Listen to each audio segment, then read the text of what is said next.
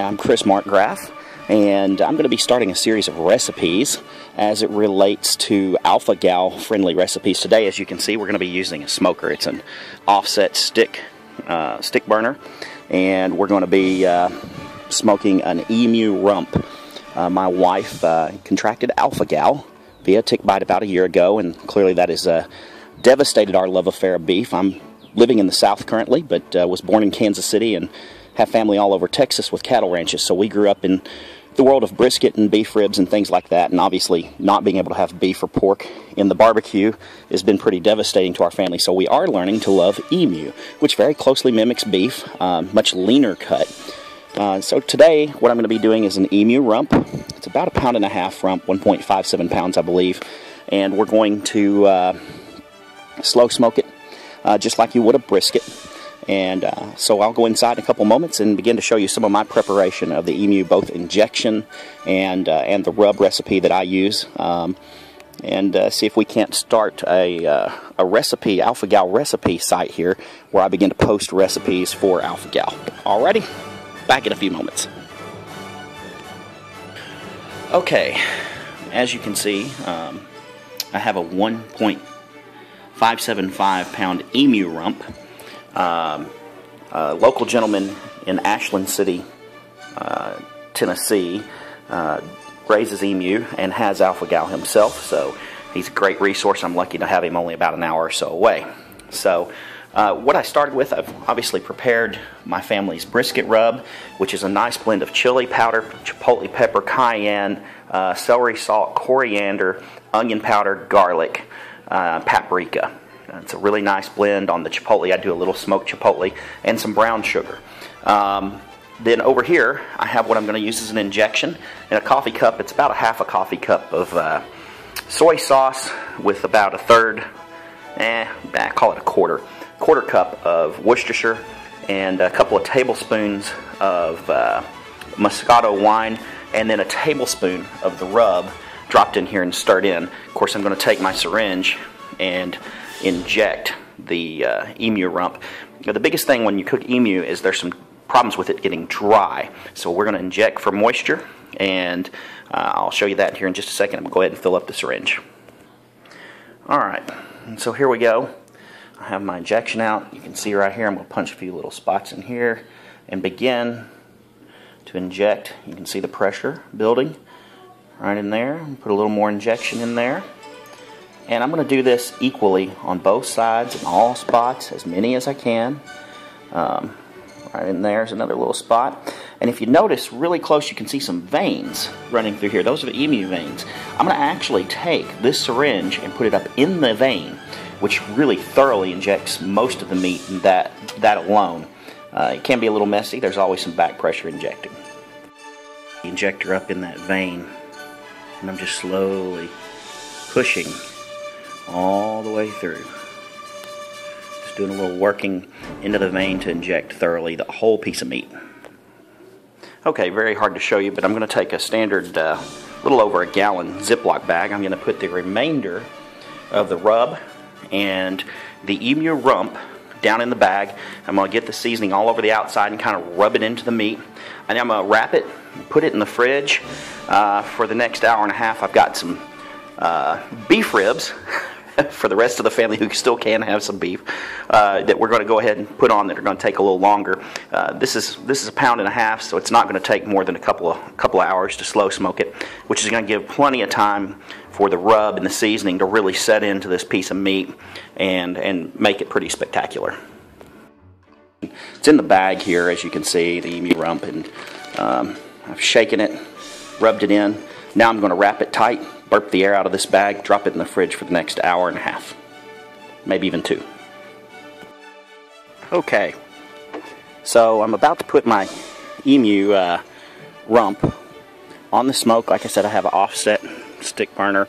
Today I'm using a blend of hickory and cherry. I'm going to go ahead and take my emu. Maybe I'm going to go ahead and take my emu out of my bag. Sorry about that. It's in its rub.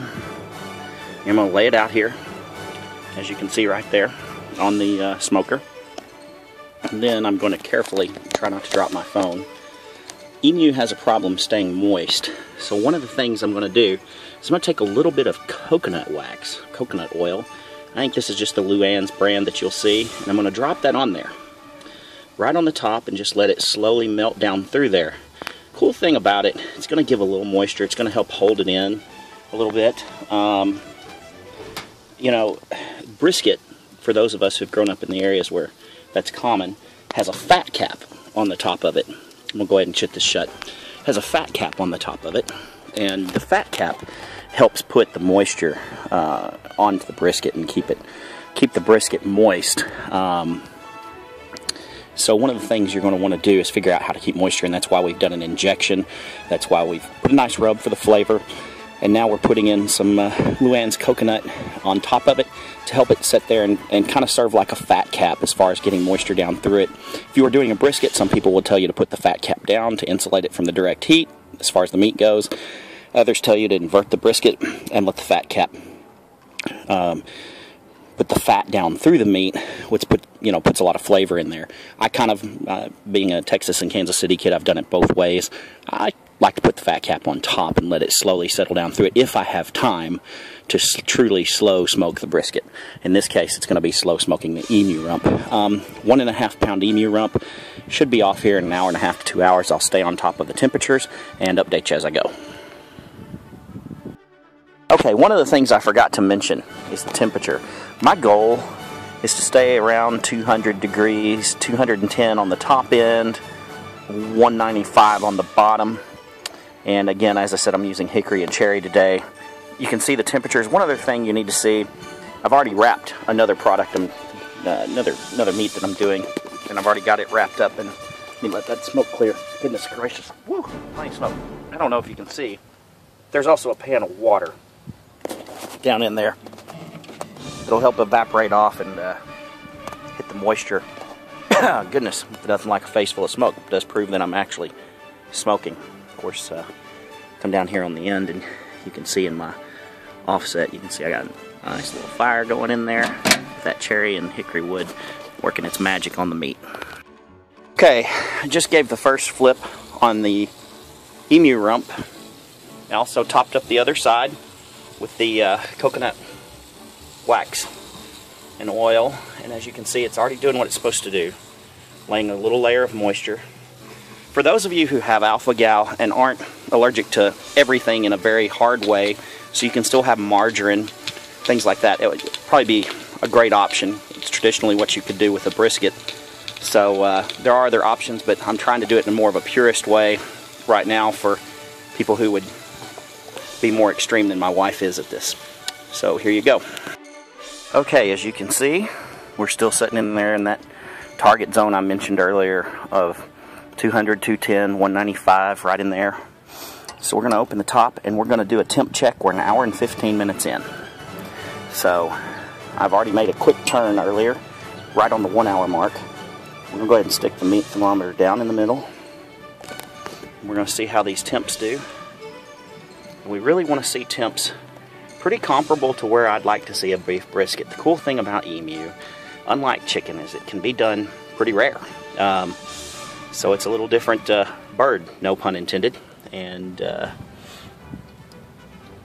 so we're not quite to my targets yet. We're looking at 135. I really want to see a 150, 160 zone.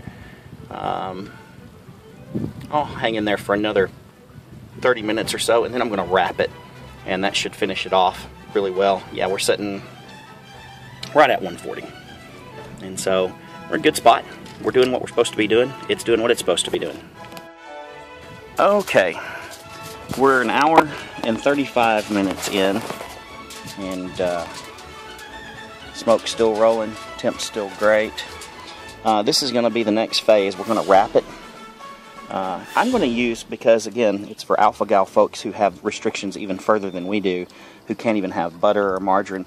The coconut organic spread contains no animal products at all, and it tastes pretty authentic to a margarine. Also doesn't stress under high heat. So we're going to take a couple of pretty good heaps. Well, sorry about this. It's hard to hold with one hand, a camera, and cut that out. And so I'm going to chop it down a little bit. And I'm going to set that emu rump on top of this right now. You're about to see that happen. And then we'll do the same process on the top. So here we go. Okay, so we're starting to see all that bark on there. It looks great. This is exactly what I would want to see. Feels good. We're going to keep that around those edges. And I'm going to take this and I'm going to put a little more on the top. And I'm going to do more of a shaving, like just kind of shaving little thin cuts of it off here and stacking it on top of the rump. This is going to be the most horrific video, but I just hope it helps somebody enjoy some barbecue again who might be missing out because of Alphagal. Okay, so we're going to take this and I'm going to tight wrap it. Most of you guys know how to tight wrap a piece of meat, so I'm not going to show that on the video. I'm going to tight wrap it double and then pop it back over here onto the fire, and we'll check times, but I'm probably another 20 to 30, and that should make it just perfect. We're double wrapped and back on the fire. So we'll be back on here for, like I said, 15-20 minutes. That'll take care of this. 2 hours and 10 minutes in my total cook, and I wanted to share something with you where I get my emu meat. I thought that might be kind of cool. It's Amarillo Hills, 1052 Beach Grove Road, Ashland City, Tennessee. He's the largest emu supplier, meat-wise, in the United States. Awesome guy. I get nothing for saying that about him. It's just happened to be I'm lucky enough to have emu within an hour and a half drive of home. So, but he is an awesome supplier, all U.S. FDA packed, and fantastic guy. So, we're getting ready to pull off that double wrapped emu rump, and I'm gonna bring it off and get ready to sauce it, and we'll go inside. Oh, I can tell it's tender just by the touch. That's going to be awesome, and this will wrap up the smoker part of it. I'll go inside and we'll start saucing and letting it rest a little bit, and then we'll slice it up. Always, of course, across the grain, but we'll go into that when we get inside. A well sharpened cleaver. I'm going to be cutting across the emu muscle, the grain, so it'll be like this. And that'll be cutting in what would be your typical brisket slices. I got to have two hands to do this, so unfortunately I won't be able to film it, but I'll show you afterwards. Of course, as you may be able to tell, I've already sauced the top of it. You can kind of see that mahogany color that you're looking for mixed with the bark from the smoking process. Should be really great. As you can tell, I just chewed up a bite of one of the burnt ends. So I've now sliced it, sauced it. As you can tell, it looks a lot like a brisket cut. It basically is a miniature flat brisket, and it's like the flat.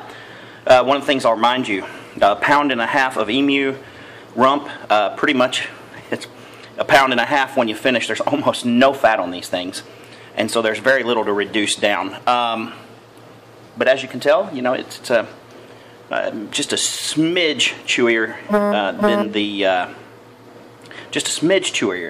than a brisket would be. But the flavor is pretty solidly there. Tastes like a smoked brisket. Certainly would more than pass. Most of your guests wouldn't even know that they weren't eating brisket other than the size of the cut. These strips you can see, they're around 7 inches long. So yeah, really worked out great. And so there it is, my first posting for the Alphagal recipes on mock smoked brisket using an emu rump.